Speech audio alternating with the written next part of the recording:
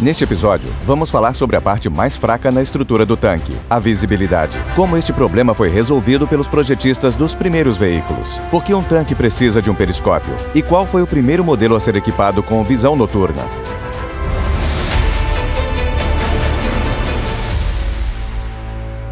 Já nos primeiros estágios do desenvolvimento dos tanques, os projetistas encontraram um dos maiores problemas destes veículos: visão limitada para a tripulação. Eles tentaram resolver esse problema com a utilização de diferentes métodos e tecnologias disponíveis na época. O desenvolvimento de dispositivos de observação tinha dois objetivos. Primeiro, os projetistas tentaram alargar o campo de visão e deixá-lo o mais próximo possível de uma visão panorâmica. Além disso, eles queriam proteger os olhos do observador de balas e estilhaços. Nos tanques britânicos da série MK1 até MK3, tanto o comandante quanto o piloto usavam as escotilhas de observação na blindagem frontal, cobertas com proteções blindadas. Aberturas de observação foram feitas nas laterais do chassi. No entanto, a experiência em batalha demonstrou que as escotilhas não ofereciam visibilidade adequada. Como se não bastasse, estilhaços e balas de chumbo que atingiam a região ao redor das aberturas feriam os rostos e os olhos dos combatentes. Sob fogo inimigo, a tripulação se via obrigada a fechar as escotilhas de observação, o que removia a visibilidade completamente. A partir da modificação do MK4, as aberturas de visibilidade foram cobertas com proteções de aço que se dobravam para trás em forma de uma grade com pequenos orifícios, e a tripulação passou a utilizar máscaras e óculos de proteção. Apesar disso, a visibilidade de dentro do tanque ainda não era satisfatória. No MK5, a cabine foi expandida para melhorá-la. Uma escotilha retangular com uma porta que se dobrava para trás surgiu no teto e foi construída uma cabine adicional com escotilhas de observação na traseira. As aberturas de observação eram protegidas com uma camada tripla de vidro que não se quebrava em fragmentos dentro do tanque quando atingido.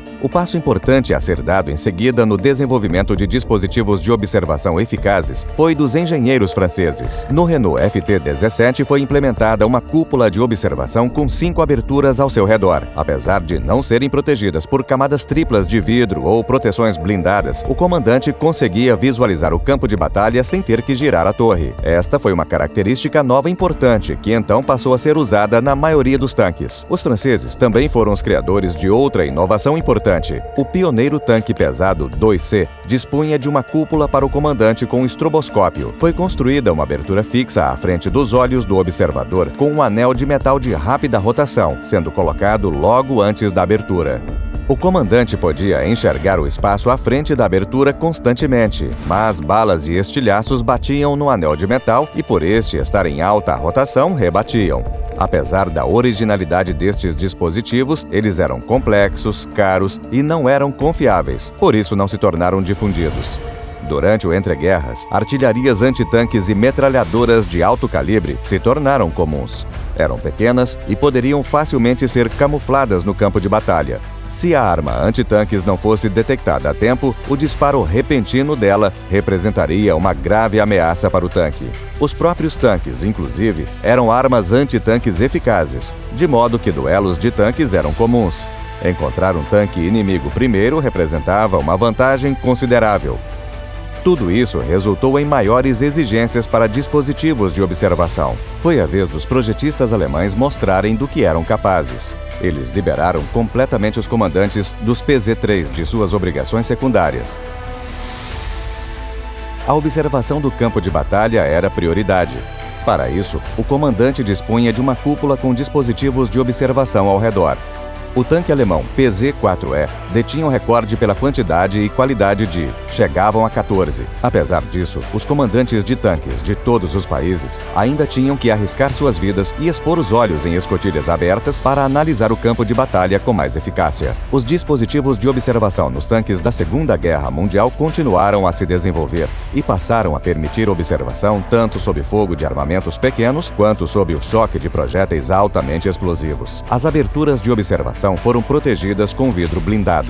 Periscópios fixos e móveis foram encaixados na torre e no teto do chassi. Apesar desses recursos, a visibilidade de dentro do tanque ainda era insuficiente devido ao estreito campo de visão que cada dispositivo oferecia. Ao final da guerra, lançadores de granadas antitanque altamente explosivas se tornaram amplamente utilizados.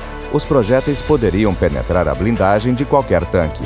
Detectar um soldado armado com um false patron a tempo era de vital importância para a tripulação do tanque. Eram esses os momentos críticos que obrigavam os comandantes a botar a cabeça para fora da escotilha para ter uma visão mais clara. Depois dos resultados da Segunda Guerra Mundial, decidiu-se mutuamente desistir de aberturas de observação. Elas enfraqueciam e muito a blindagem do tanque. Elas foram substituídas por periscópios que permitiriam aos observadores olhar em volta e mudar o ângulo de visão bastando apenas girá-los. Alguns modelos chegaram a ser equipados com um estabilizador, um controle remoto elétrico e tinham proporções de aumento de imagem variáveis. Os projetistas também se preocuparam com a possibilidade de uso dos dispositivos de observação em qualquer condição climática. Para isso, eles foram equipados com limpadores similares aos usados em carros, desembaçadores, um sistema anti-neblina por ar comprimido e um sistema de limpeza com líquido pressurizado. O desenvolvimento de dispositivos de observação rumou para a unificação, para módulos versáteis compactos protegidos por um revestimento blindado e equipados com métodos eletrônicos de visibilidade de múltiplos canais, câmeras de vídeo coloridas em alta definição e processadores de imagem com infravermelho térmico de longa distância.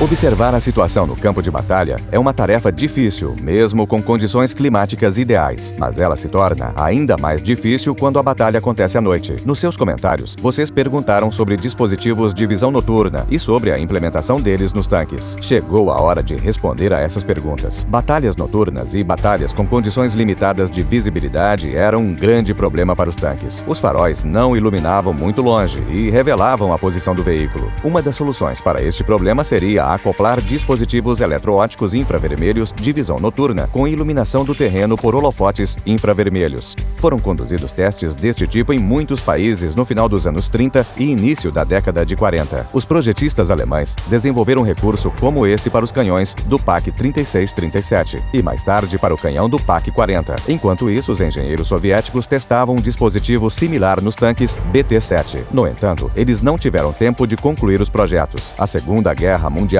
tinha começado. Pela primeira vez na história, foram acoplados dispositivos de visão noturna produzidos em massa nos tanques alemães PZ-5 Panther, no outono de 44. Um dispositivo comum permitia encontrar alvos a uma distância de 400 metros. Este recurso se tornou um sucesso no campo de batalha. Nos anos seguintes, os engenheiros tentaram lidar com o problema da visibilidade equipando um holofote infravermelho mais poderoso nos veículos blindados de combate. O veículo resultante foi denominado Bufo Real, o e iluminava alvos a uma distância de até 1,5 km. Apesar disso, depois de outros desenvolvimentos nesta área, a iluminação adicional dos alvos se tornou desnecessária. No pós-guerra, os cientistas trabalharam em um novo recurso, um processador de imagens térmicas. Estes dispositivos eram usados ativamente pela Marinha, mas eram considerados pesados demais para tanques. Consequentemente, os tanques só passaram a ser amplamente equipados com eles na década de 80. A corrida tecnológica pela melhor visibilidade foi tão intensa quanto qualquer corrida armamentista. Se você consegue criar um tanque que detecte bem os alvos em todas as condições e direções, você dá um passo em direção à criação de um veículo de combate versátil, capaz de lidar com qualquer desafio.